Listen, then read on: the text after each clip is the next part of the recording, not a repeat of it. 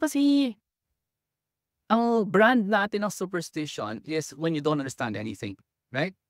Sorry if you don't understand it.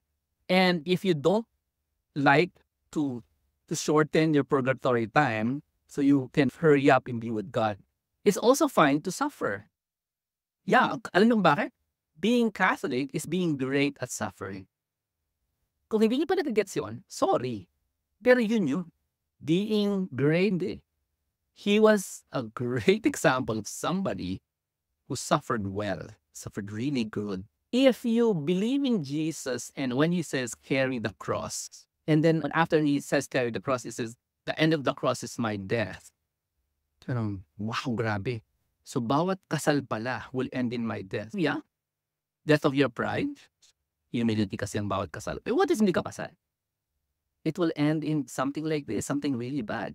So ito yung tanong, why are you a Christian, not Protestant, not Catholic, Christian? Why are you a Christian and so afraid of what Jesus wants you to do? Which is what? To suffer. So, di ba, ang sama naman nun? We don't like to suffer.